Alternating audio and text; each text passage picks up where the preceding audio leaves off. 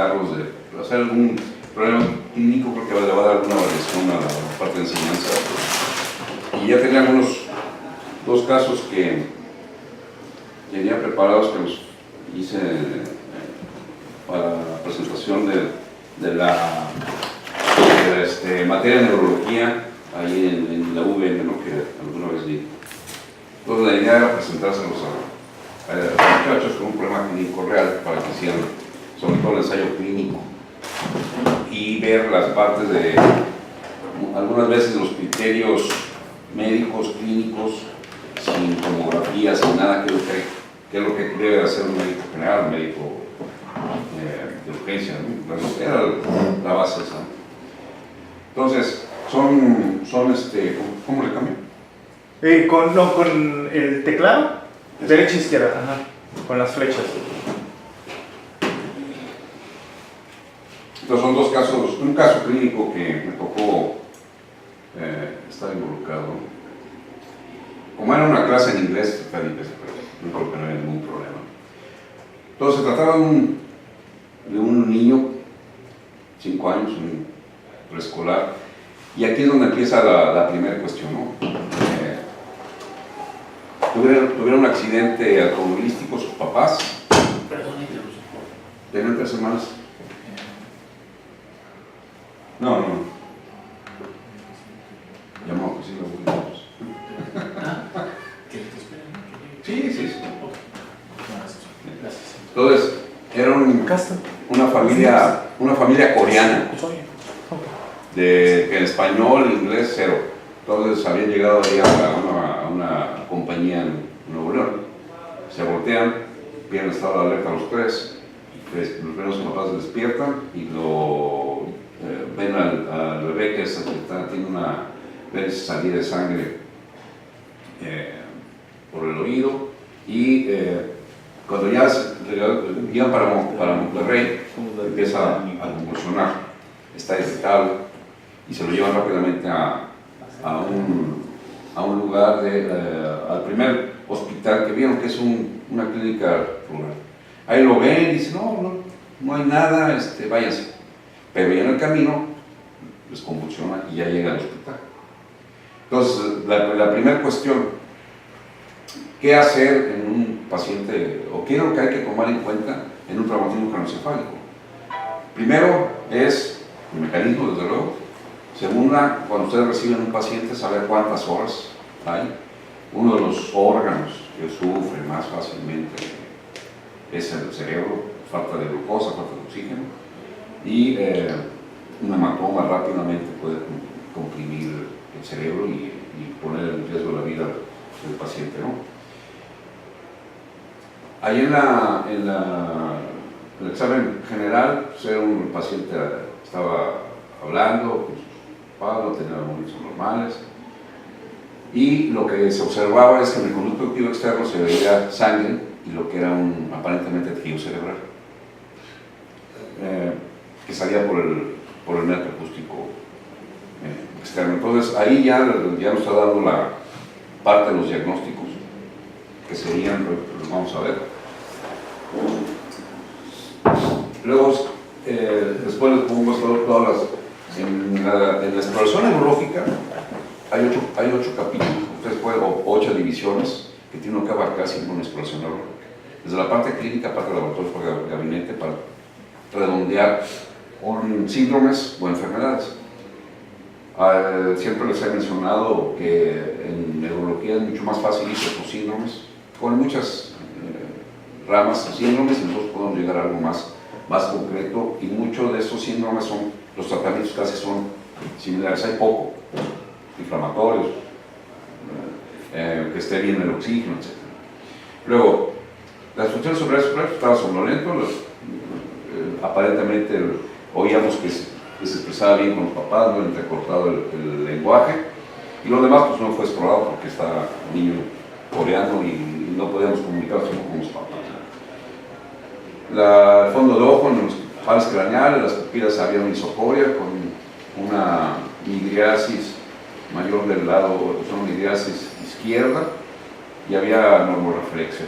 El resto de los pares craneales estaban normales. y lo que les decía, ¿no? Había tejido encefálico y sangre.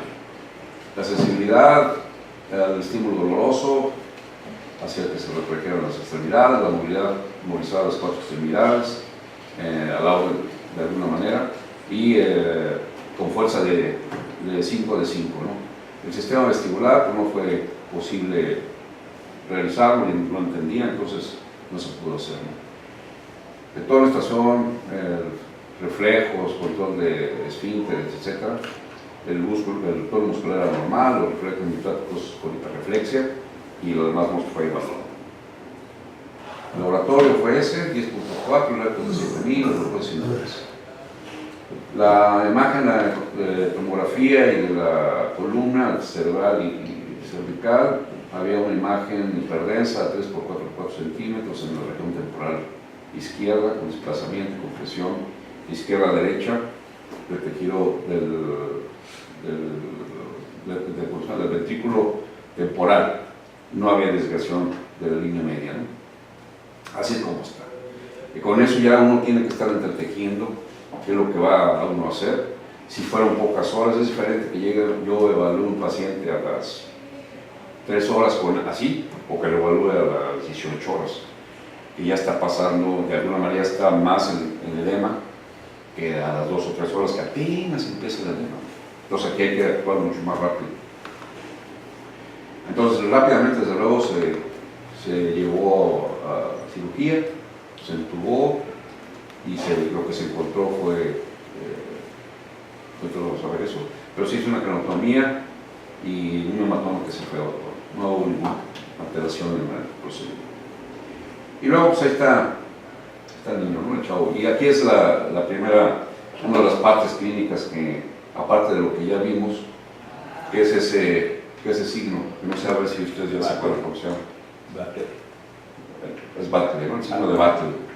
O un hematoma retroauricular, que lo que nos representa que es hay una fractura del piso medio, ¿no? De alguna manera. Y desde luego,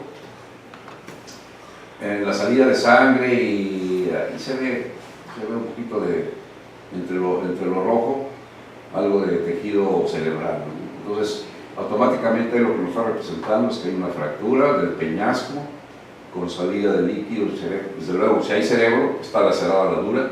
Pero una pregunta, dices que los pares craneales no tenían problemas. Anisocoria. Bueno, pero los demás. Sí, no había nada. O sea, el octavo estaba bien, oía bien. No sé, porque era coreano. No se exploró. Si hay unos que no se pueden explorar, Entonces los que no se exploró, porque no estaba normal. Sí, sí. Por ejemplo, el 9, el 10, el 11 lo puedes explorar fácilmente si el paciente está hablando y no hay cambios en la voz, o no hay disartra que tú puedes escuchar, ¿no?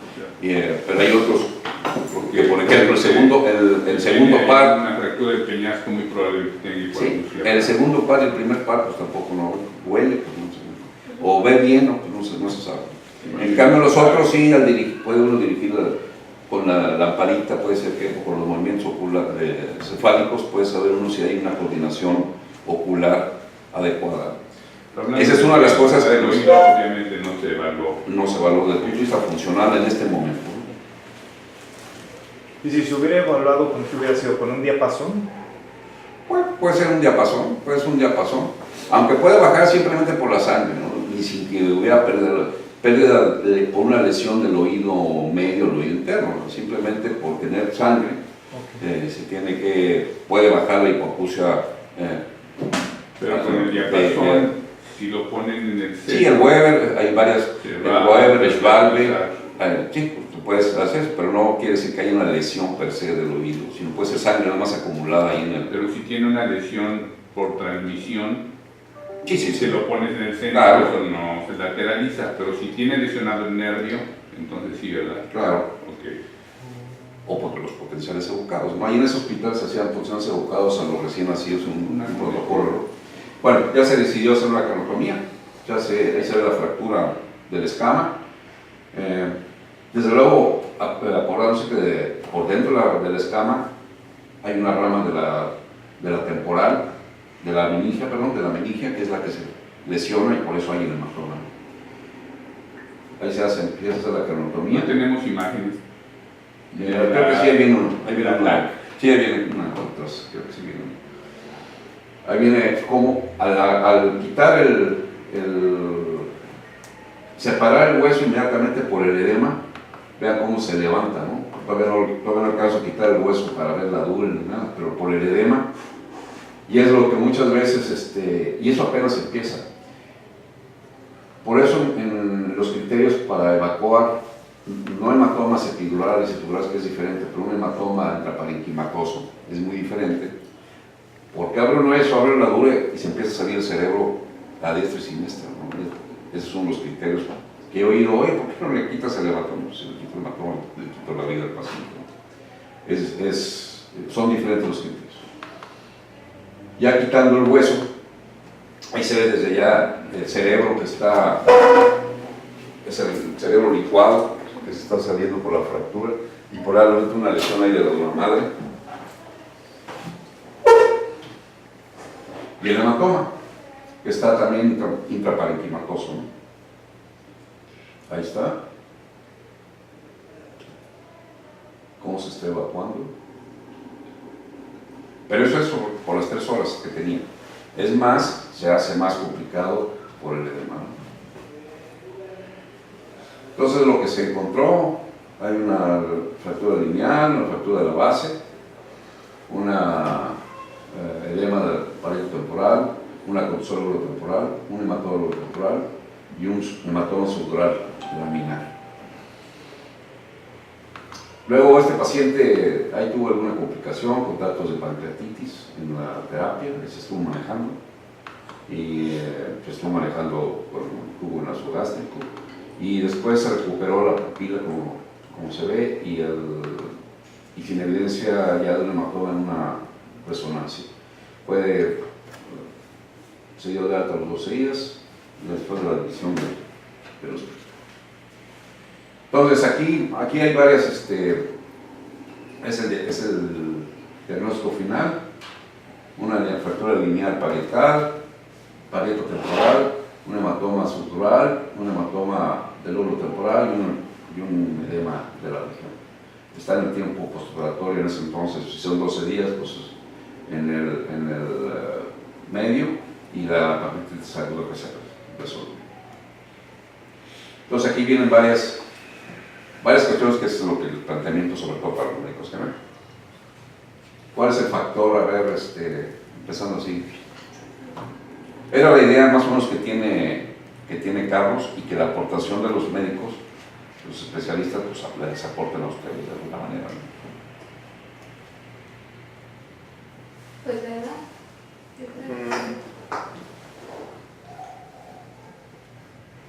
Pues casi todo menos el gender.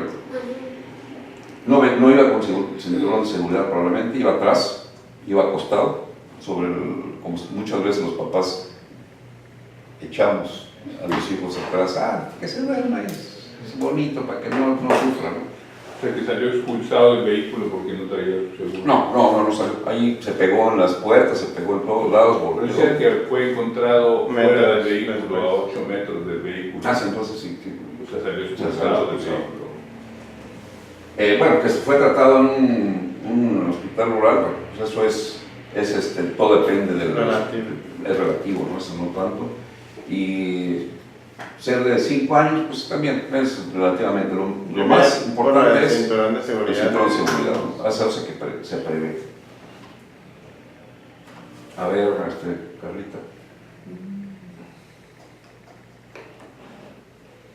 ¿Y por qué sí? ¿Por qué no?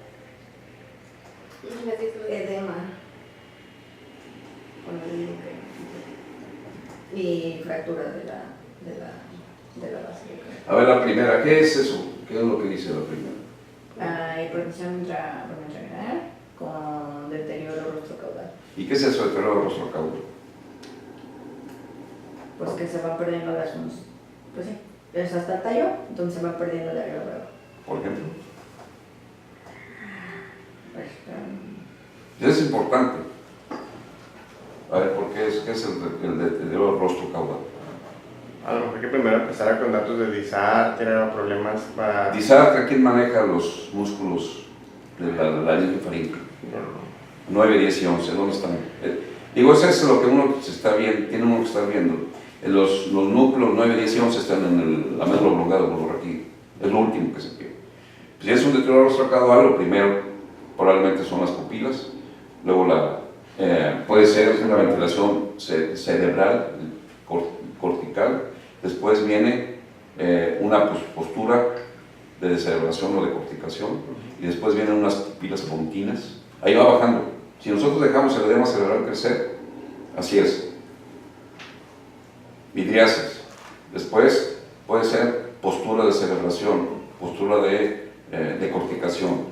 Después, pupilas puntiformes, pontinas. Va bajando. Después, respiración apnéusica o respiración vulvar, ¿verdad? Y después, paro cardíaco, por una compresión. Entonces, siempre es bueno, y por eso es muy importante las hojas que traen los de las ambulancias, que desafortunadamente nunca se ve nada porque tienen mala copia. No les ha pasado que no sabes qué onda, y entonces no sabes tú qué es, porque en neurología es sumamente importante el tiempo,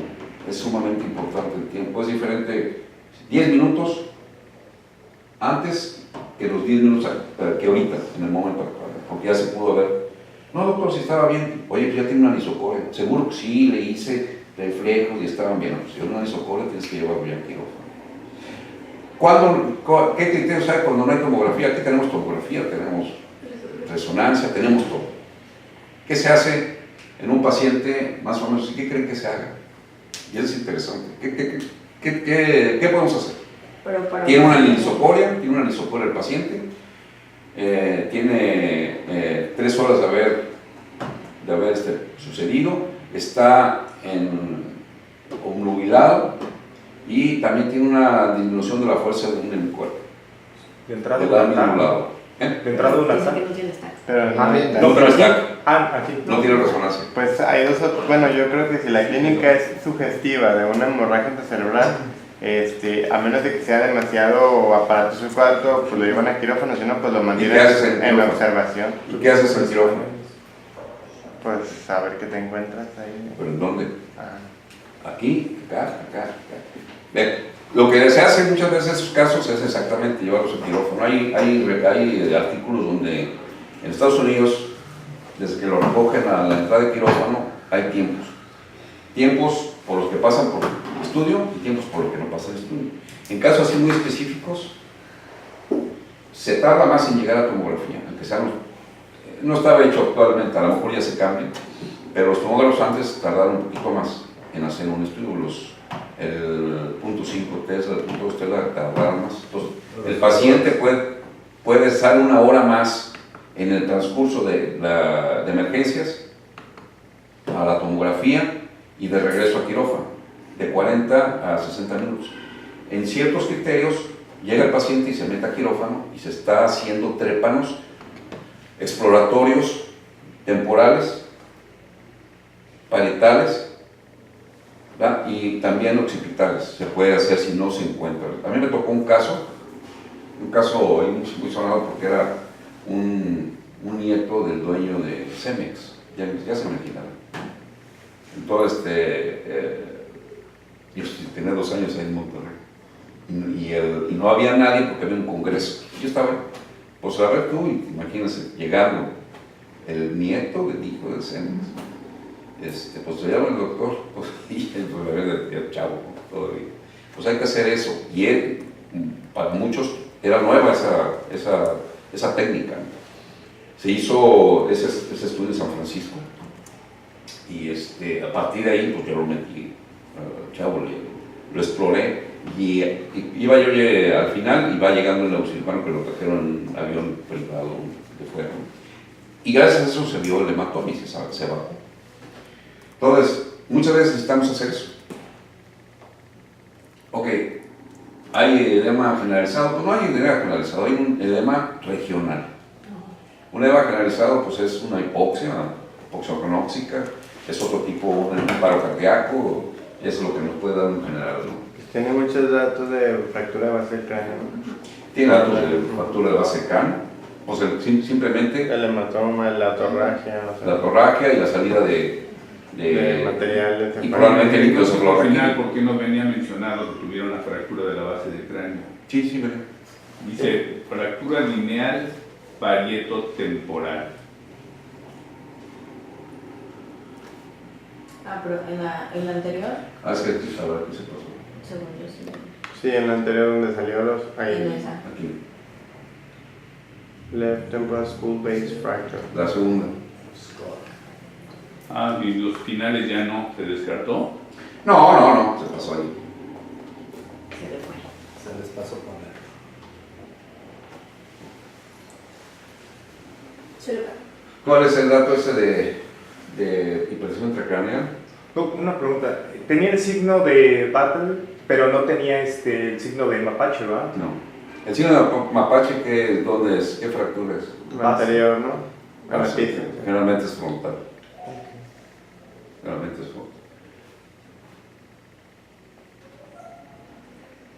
Luego datos de favor de hipertensión intracraneal, pues ¿qué serían? El parénquima, el hematoma, el parénquima. Sí, la equimosis frontal pues no es tanto el punto.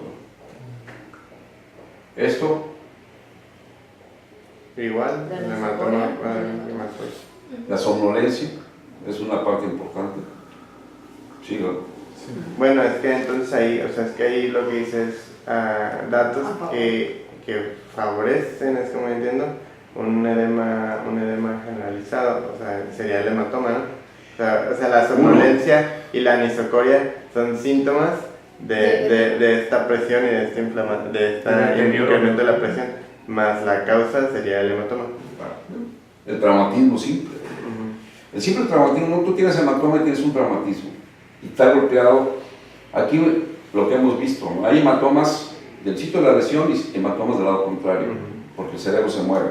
Y hay veces, como el Josué, que tenían un hematoma por acá y tenía contusiones muy severas del otro lado y contusiones múltiples en muchos lados. Y no lo mató el epidural, sino mató la generalizada por los edemas de los lados, a pesar de que se tenía craniostomías descompresivas de ambos lados. No tenía hueso. Daño axonal. Es lo que al final ya se vio mucho más en la resonancia que una vez le hicimos, que se veían muchas lesiones.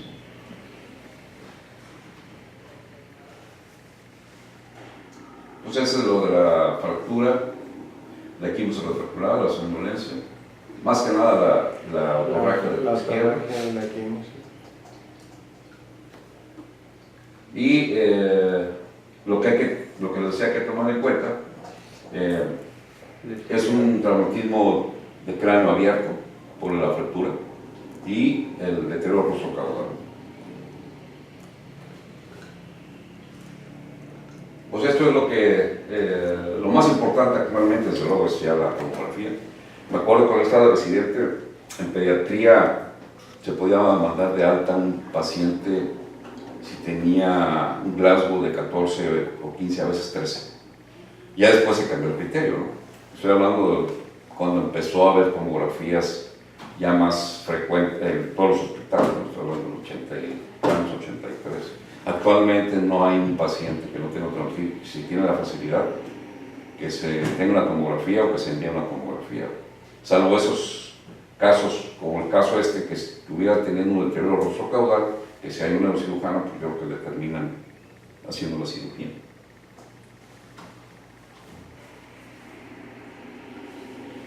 Bueno, esa era básicamente la presentación y una discusión. ¿Cómo le podemos poner para el otro?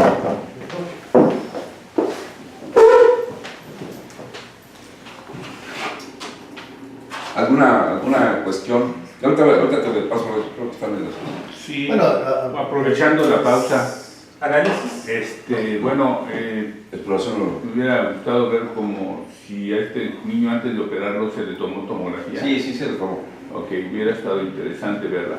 Pero Sí, claro. con respecto a lo que decías que dentro de los criterios para que una persona se agrave, o sea, ¿cuál es una condición que puede agravar la situación de un traumatizado así de esta naturaleza y qué es lo que debe de hacer un ambulante, ¿no? Dices, que el tiempo es definitivamente, estoy de acuerdo con eso, que el tiempo es importante y por eso una vez leyendo un artículo de una revista que se llama Trauma, decía el mejor tratamiento para una urgencia por una fractura abierta de cerebro es un bolo de diésel. Un bolo de diésel, o sea que le metan la pata a la ambulancia.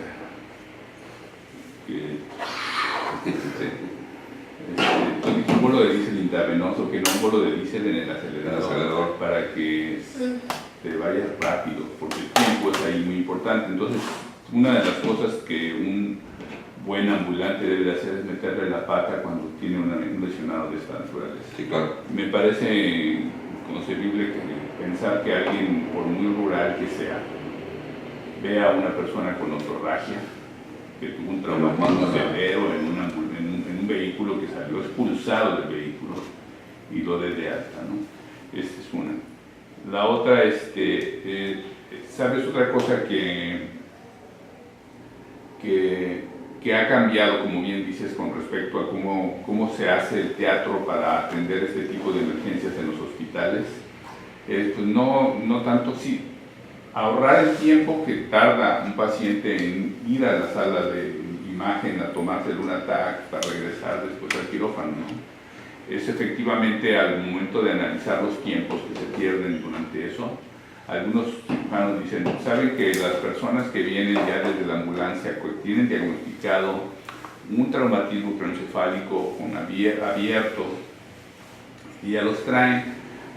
Aquí llegan al departamento de emergencias, llegan así nada más a saludarlos con la mano, waving goodbye y pasar directamente al ataque. O sea que ya ni siquiera se tienen que detener ahí a que nada, derechito al ataque. Ya vienen y ya abren el ataque y dicen pásenle por aquí, por aquí, por aquí, al ataque. Y más aún, ahora los departamentos de emergencias, hospitales atareados, tienen su TAC en urgencias. Ya no tienes ataque, lleva los rayos X, no. Ahí en urgencias está un quirófano y ahí en urgencias hay un ataque. Hay hospitales, no son pocos, que tienen ya esa disposición. Es una disposición para hospitales de trauma, hospitales en donde se privilegia la oportunidad de tratamiento. Entonces, no son pocos los hospitales que han movido su departamento su aparato de tomografía a la sala de urgencias, para que no tengan que ir ahí directamente y tienen su quirófano de urgencias, que eso sí es muy común, hasta en el militar tenían su quirófano de urgencias. Entonces, es lo que yo considero que ha cambiado a lo que nosotros percibíamos como el tratamiento urgente de los traumatizados con fracturas expuestas de cráneo, que pues era den medidas antiedema y que tomen de su biometría y que hablen de la neurocirugía, etcétera, ¿no? Como son las carencias que uno tiene cuando está en el pasado. Pero ahorita sí, yo creo que eso cambió bastante. Sí, se ha cambiado mucho el tratamiento y digo, tanto el corazón como el cerebro tienen muy poquito límites y uno no puede movilizarse el cerebro. Y no hay otra. Digo, o sea, tiene muy poquito necesidad de que se pierda la función de los dos órganos, ¿no? Entonces sí es importante. Lo que yo decía al principio, todos los pacientes, desde luego se tiene que evaluar rápidamente, dependiendo de todo, de una exploración neurológica y una exploración clínica, tanto clínica como gabinete y laboratorio, donde se divide así en 8 capítulos. El chiste es tener una metodología para que no se escape ninguno, pueden ser capítulos. Pero lo que ustedes tienen que tener una metodología. Me decían, ¿qué es primero en la historia clínica? Alguien me preguntaba. Roberto. Es decir, la historia clínica desde el punto de vista, a lo mejor ellos también pueden opinar, desde el punto de vista de las leyes, tiene uno que escribir primero antecedentes personales patológicos, padecimiento actual, etc. Pero es más lógico así como lo hemos llevado. ¿Ustedes saben algo de eso? No hay un orden de tipo legal que a ti te diga, oye, ¿por qué no pusiste eso? Creo que no tiene nada que ver eso. Sí, el punto era ese, no solo, o sea, la norma oficial establece el contenido que tiene que tener la historia clínica, o sea, los datos, más mi pregunta iba encaminada si había un orden específico en el cual referirlos o no, realmente el orden era libre, siempre que cubrieras los rubros que te pedía la norma, aunque empezaras, no sé, por ¿Qué con eso? O sea que yo, bueno... Fue una pregunta que me hizo. Respecto a esa disposición normativa de que deba de contener todas las informaciones que deba de contener, entonces un orden es más fácil de recordar que cuando lo hace uno libremente. Es igualito que con los informes radiológicos. Los informes radiológicos son libres, o sea que tú puedes decirlo lírico o en prosa o en verso, tú puedes decir. Pero una manera que los que han hecho una iniciativa sobre los reportes radiológicos, que el mínimo contenido que lo hicieron en Estados Unidos, en el Colegio Americano de Röntgenología, el ACR, y esos hicieron una norma, una lista, y dicen, cuando menos debe de decir esto y esto y esto. Entonces, cuando nosotros atendemos pacientes americanos, agarramos eso. Entonces yo me he dado cuenta que es bien fácil hacer interpretaciones para los casos que tengo que dictar en inglés, porque ya nada más es como un check-up. Vas palomeando esto tiene peñascos, fractura lineal, transversa, transpetrosa. Todo lo que encuentres nada más vas abundando sobre el hallazgo. Entonces me imagino, no porque sea legalmente exigible que lleve un orden, sí.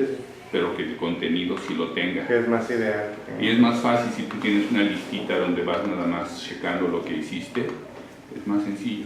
Tienes una guía y luego te acostumbras, ya cuando tienes esa guía ya la tienes en la mente, ya no te pasa como puede suceder, ¿no?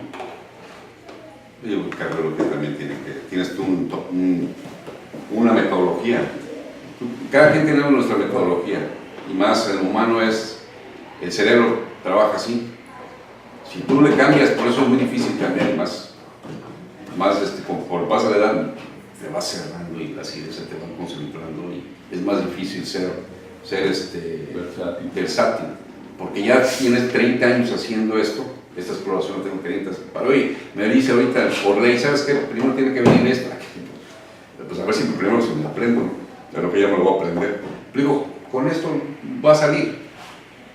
La importancia en toda medicina, creo que es tener una metodología en cualquier estudio, metodología de cómo atacar a un paciente en su especialidad, el médico general, lo que ustedes tienen que revisar, y eso es lo que uno tiene que ver. La idea es esa, ¿no? Los pares craneales, de alguna manera, la sensibilidad superficial, profunda, el dolor, la propioceptiva, varestesia, paranestesia, es decir, sentido de posición o peso, la movilidad, fuerza, arcos de movilidad, siempre usen el 5 de 5, 4 de 5, etcétera, que es muy sencillo. El sistema cerebelo vestibular, una de las partes más importantes para mí en la exploración lógica es este sistema, porque el cerebelo actúa en muchos sistemas, en el sistema motor, en el sistema sensitivo, en muchos sistemas, y es muy fino. ¿Cuáles son las pruebas de sistema cerebelo, Luis? Rápidas, clínicas. ¿Sí? No. Cerebelo vestibular. ¿Qué hace el cerebelo? Al final, eumetría y diadococinesia, ¿no? Eumetría la buena medida, diadococinesia el balance de los movimientos, ¿no? De agonistas y antagonistas. El dedo nariz, el del pie, este movimiento, a ver, aprieta un foco o el movimiento de los pies para ver inferiores, y el tronco, ¿verdad? Se lo sientan así, ahí, cuando los pacientes se van así para atrás, pues a lo mejor hay una lesión del vértice cerebeloso, y cuando son de un lado o del otro lado son de los hemisferios cerebrosos. Y el vestíbulo, ¿verdad? También, las pruebas vestibulares, que son ya hemos visto para el esmero cerebral, los óculos cefálicos o los óculos vestibulares son pruebas importantes para saber eso, ¿no? Los nixtagmus, hay nixtagmus cerebeloso, hay nixtagmus vestibular, también es eso. Las sacadas, ¿verdad? Las sacadas, el seguimiento puede ser así, puede estar el disonante, todo el cerebelo, el vestíbulo, el fascículo mandibular medio, o bien los núcleos vestibulares, ¿no? en el puente. Todo eso abarca ese sistema. Toda la estación, marcha, control de esfínteres, función sexual, reflejos miotáticos, todo eso es otro capítulo. Tiene uno que es la estación.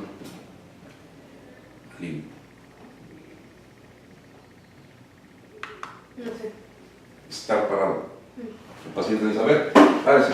Esta es la postura. Parado. La voz se va para atrás, le cierran los ojos, se cae, ya estás dando signos, pues signos ya de lesión medular. La marcha, pues tiene uno que saber las tres o cuatro marchas, ¿no? La normal, la punta, la de talón, la tándem, para saber cómo está el equilibrio, ¿no? Doctor, ¿cuál es la tándem? La yoína. Gallo. Entonces, todas esas tienen que ver el control de esfínteres. ¿Vale? ¿Cómo explorar la función sexual? Pásale por acá, señorita. Hay que... Pues se preguntan nomás. Se pregunta. Tiene buen ¿Sí? No hay erección, no hay... En lesiones del cono medular, está en el hombre, ya disminuye la erección o no es... Entonces, entra dentro de todo eso, ¿no? ¿Pero se interroga nada más o...? Se interroga con los que tienen sonda, pues hay veces, por ejemplo, las lesiones medulares totales, hay al principio, es uno de los datos de lesión medular total, que el paciente llega con erección, y después, que es un dato de shock medular. El paciente que tiene una lesión, este paciente que me decían, tiene una lesión medular, hasta no demostrado lo contrario. Hay que hacerla en ese caso, pues para tu rectal, para ver cómo está el esfínter, etcétera, etcétera. Quiere decir que está tomado allá abajo. Las funciones cerebrales superiores, vamos a ver cuáles son, laboratorio y gabinete. Es más o menos, les pongo así lo que es así específico, los demás los pasan canales, pues es sencillo, la sensibilidad por las dos sensibilidades. Y luego las funciones cerebrales superiores son 13. Cuando está, ese es un bueno, ¿no? Cuando está lesionado el lóbulo frontal, generalmente tenemos que abarcar muy bien las funciones cerebrales superiores. El sueño y vigilia, que es el estado de somnolencia, el estado de mobilización, el estado de coma, hay una lesión de la corteza cerebral, una lesión de la SRE, que de alguna manera puede estar en todos lados, ¿no? El lenguaje, con los tres tipos de lenguaje, ¿no? El escrito, el hablado, el mímico, y también algunos lo ponen en el musical, ¿verdad? Una lesión de alguien que sabía y que ahora ya no le sabe, pues hay una lesión del lóbulo temporal, el lóbulo frontal del lado derecho, porque la amnusia o un estímulo para donde se da ese concepto es en el lado derecho del cerebro. Las gnosias, pues ¿qué son las gnosias? El aprendizaje, No, olfativas, Gustativas. los órganos de los sentidos. Entonces, a ver, ¿qué es? Las praxias también son los el pizarrón, lo que tenemos, cómo se come. Hay unos que se olvidan de comer, no tienen falla del cerebelo, no tienen falla del sistema piramidal. A ver, ¿cómo voy a comer? No saben agarrar. Se les olvidó todo lo que aprendieron. Una praxia así muy específica es la praxia de la marcha, que se presenta en el síndrome de hipertensión o síndrome de hidrocefalia normotense, que tiene una praxia de la marcha, tiene una relajación de esfínteres y tiene unas alteraciones mentales. Eso es igual a una hidrocefalia normotense que probablemente requiere una tomografía, ¿no? El cálculo, no sabemos que el cálculo está en el lóbulo temporal izquierdo. Hay casos ahí en los cuales casos así que llaman la atención, matemáticos que tienen un infarto pequeño y ya no, de 2 más 2 ya no sale, o sea, ya no sale de 4, ya antes era pequeño, ¿no? Ahí está, el lado izquierdo. Percepción del espacio extracorporal, que es derecha, que es izquierda, también es una parte del sistema nervioso central, de los órganos cerebrales superiores, y también el espacio intracorporal. Nosotros sabemos que tenemos una mano derecha y mano izquierda. Hay el síndrome de la negación, cuando hay una lesión del cuerpo calloso o bien del lóbulo frontal del lado derecho, en los cuales se niega. Y son pacientes, a mí me tocó ver uno en el Hospital General de México, que no se ponía la manga del saco porque decía que ese brazo no era de él. Y eso se llama somatognosia. es decir, no tiene una percepción de su propio cuerpo, esa mano, aparte que tienen cierta frontalización por el tipo de lesión. La memoria, hechos recientes, hechos tardíos, la atención es muy importante si ustedes lo están explorando y estaba bien, a las 12 horas hablan, ya no tienen la atención, sí, la atención está perdida, algo está pasando en lo frontal, algo hay que hacer. Igual que la concentración.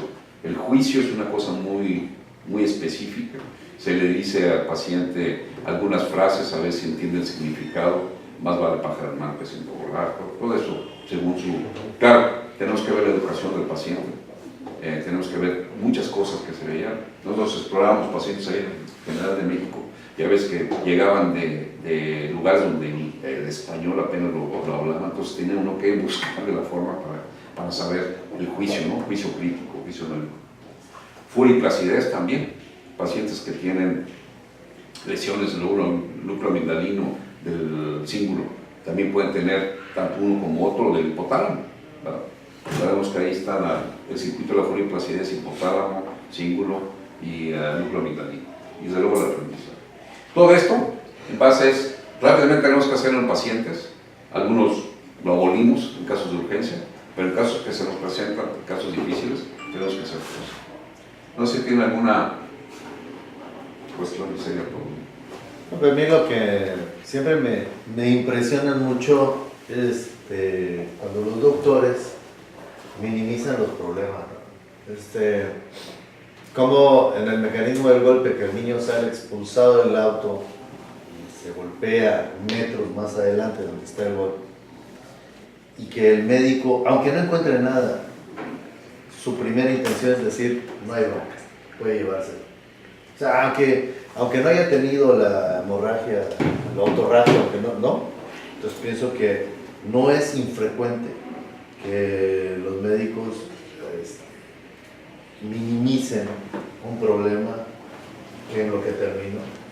Pero me recuerda a esta chava, Natasha Richardson, ¿no? La de Juego de Gemelas, mamá.